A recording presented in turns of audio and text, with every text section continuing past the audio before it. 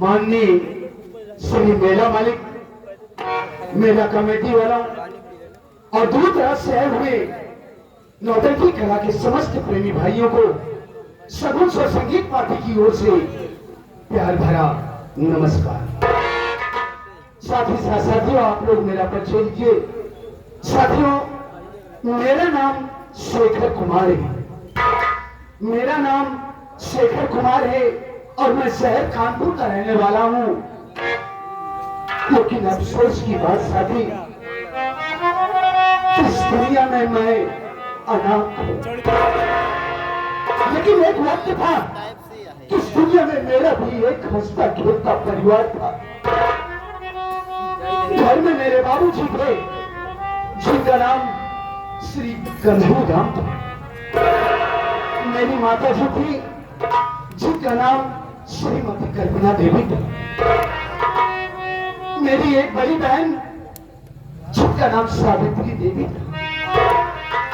शादियों गरीबी चरम सीमा पर होने के कारण मेरे बाबूजी दिन भर मेहनत मजदूरी किया करते थे, लेकिन फिर भी कायदे से 4 प्राणियों के लिए शाम को 2 वक्त की रोटी नसीब नहीं होती थी।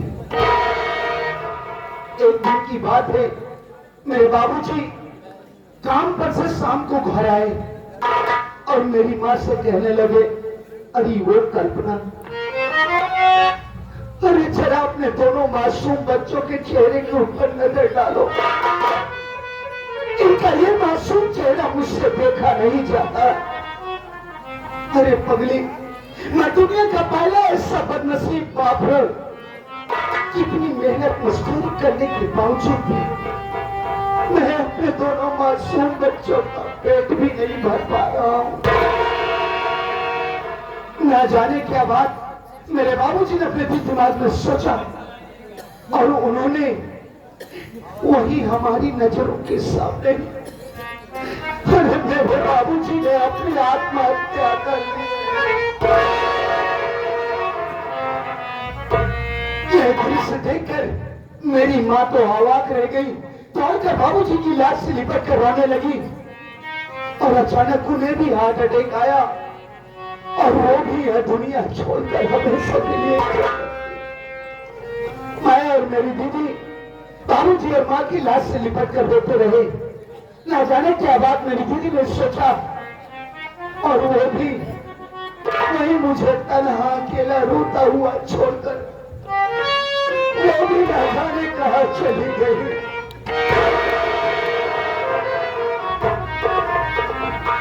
मेरी उम्र लगभग 8 वर्ष की थी। बाबूजी और माँ की लाश के पास बैठकर रो रहा था। गांव वालों ने मुझे समझाया कि बेटा शेखर, क्या करेगा बेटा, इस दुनिया में जो कोई आया है उसे तो एक न एक दिन जाना ही पड़ेगा, वो चाहे अमीर हो चाहे गरीब हो। सब्र से काम ले बेटा, अभी हम गांव वाले हैं, हम तेरी सहायता करेंगे। गांव वालों की सहायता से किसी तरह बाबूजी माँ का दाह संस्कार किया। उसके बाद 8 वर्ष की उम्र में ही गांव वालों के साथ शहर जाकर ईंटें गाड़े का काम करने लगा। जब गांव के बच्चों की स्कूल जाता देखता तो यही सोचकर मालिक, आज बाबूजी माँ इस दुनिया में जिंदा होते तो मैं भी अन्य बच्चों की तरह स्कूल पढ़ने के लिए जाता। मुझे रोता हुआ देखकर मेरे कुछ गांव वाले मेरे पास आए। उन्होंने कहा, बेटा शेखर, अरे रो क्यों रहा है पगला, तू पढ़ना चाहता है ना, हम तुझे पढ़ाएंगे।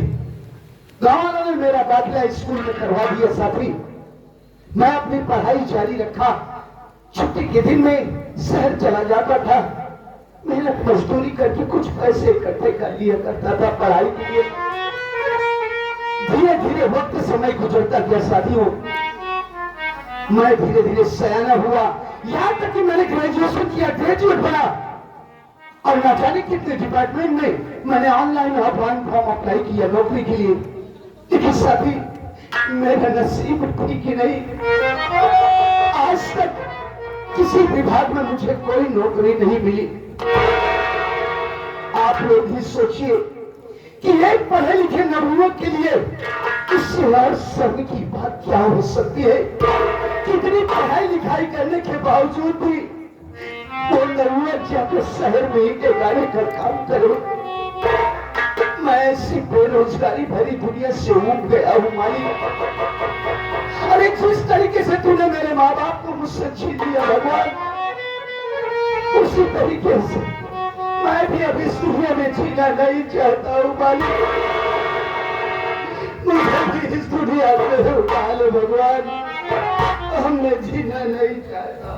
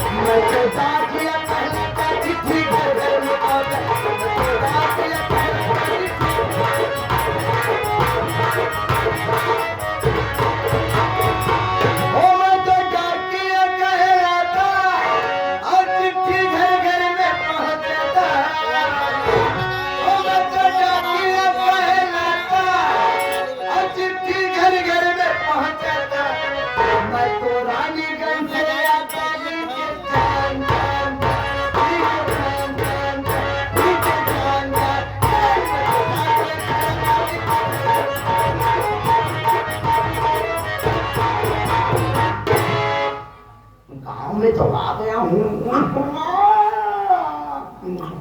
सामने झोपड़े भी दिखाई दे रही है, लेकिन झोपड़े में शादी कोई खोपड़ी नहीं दिखाई दे रही है।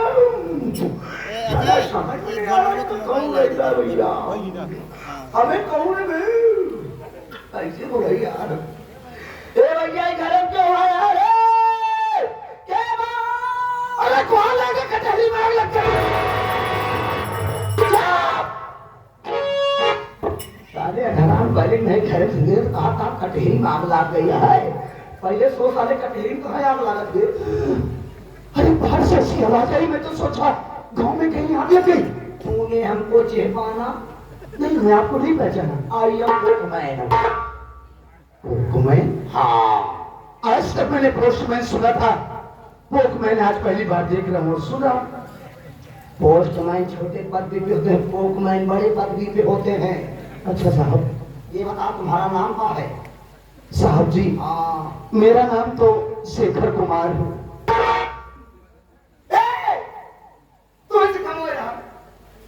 क्यों साहब, आपके यहाँ कोई काम नहीं किया? हाँ चला, हमारा लाइब्रेरी खोदे किया है।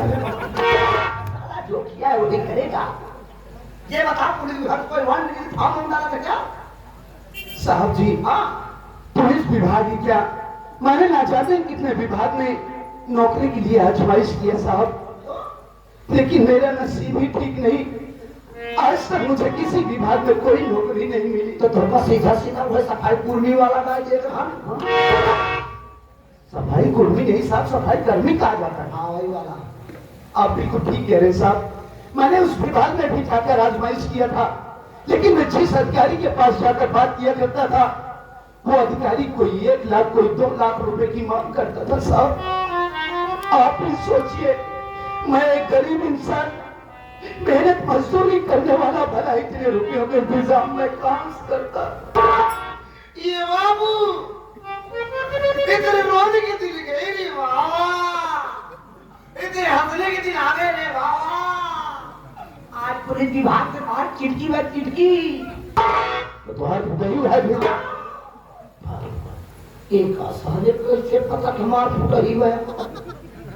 अरे यार तो हार खाता आएगा, तुहार फटा हुआ है नहीं वाली बात है, भाग के चल गया भगवान का हाथ। अभी यार तुहार पुत्र आएगा तो तुहार बेटों साथे आई है यार, बेटा को चल गया तो नहीं शादी नहीं, मेरा पुत्र कहां से आ जाएगा? अरे गवर्नमेंट के हाथ से तेरा जॉब का लेटर आया है। जॉब का लेटर नहीं सर, ज्वाइनिंग लेटर कहा जाता है। हाँ वही आया है। सच में साहब तो सपना लगा था। अरे तो दीदी ने साहब पहले रो पर क्या सवेरे सवेरे रोना मुझे दिखा दिया, पहले बोली यहाँ बाव हो जाए जेकर तुम्हारे जा में सर रोना पिटना मचा होई और रोबे साथ में लग लो नहीं साहब नहीं रोऊंगा, नहीं रोऊंगा देवन का देख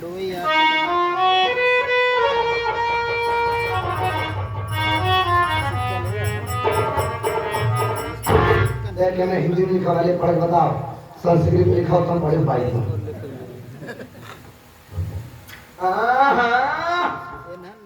अंदर वाला एक मिनट सामने खाता हूँ।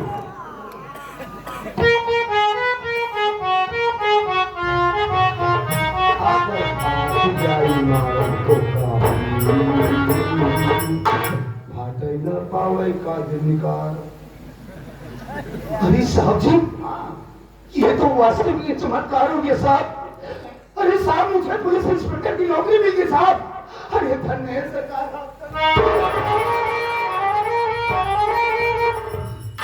तो करो कि नहीं मना करे साहब, ये तो खुशी के आंसू हैं। हम का कौनो आंसू जी दिखा का जल्दी अंदर आ।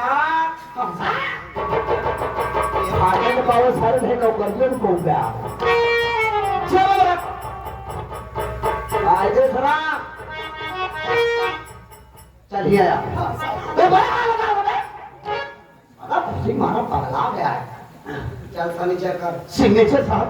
अबे हम जो बोलते हैं सब सही है। ठीक है साहब, ठीक है। चला जा हाँ तो बता दे क्या लिया था, किसको पे लिया था। अरे कैसी बात कर रही हैं? तुम तो कह रहा है साहब पे लिया था, साहब पे लिया था। वो बात नहीं साहब, पेन कलम। तो साले पूरी बात माइक में क्यों नहीं बोलता बे?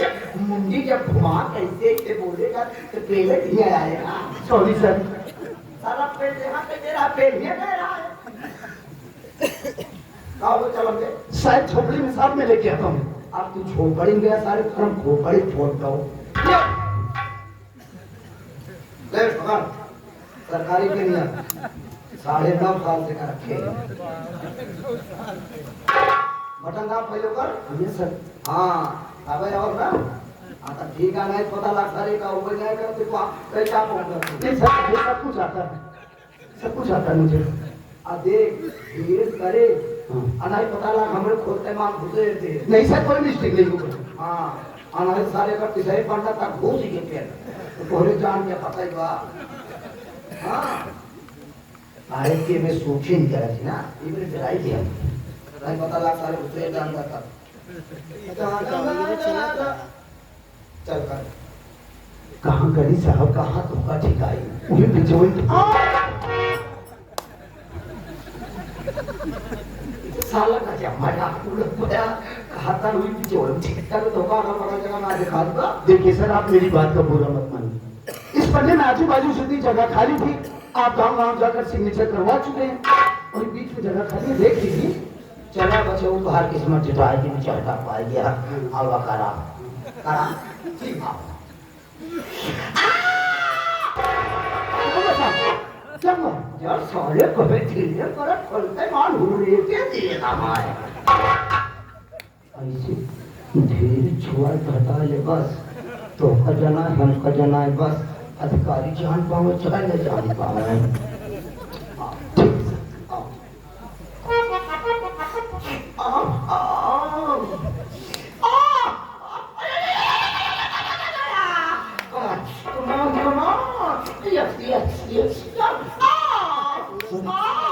अरे सचिन, क्या हुआ आपको? कोई फिल्म देख रहे हैं क्या? कभी भी करे नहीं का। अरे सर, आप चिल्ला रहे हैं, सिग्नेचर करने मुझे डिस्टर्ब हो रहा है। बता वाला हम तो मौसम बने एक सार करा कहा है और साला छुओ न भाग पे सारे मौसम खराब कर दिया।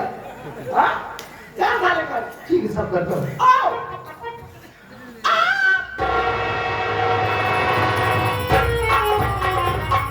ठीक है सर, हो गया। कभी ये बता तो कई मुद्दा के करे के सिखाए। हाँ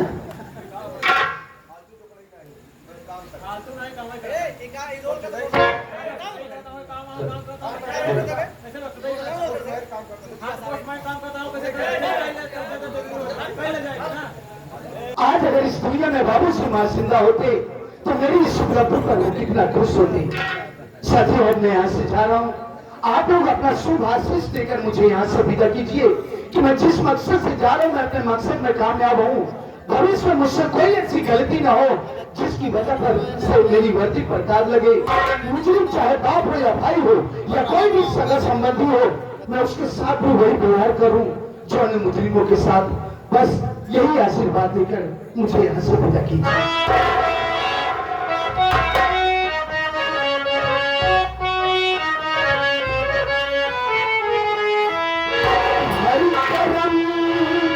अपना करेंगे ऐ वतन तेरे लिए, दिल दिया है जान भी देंगे ऐ वतन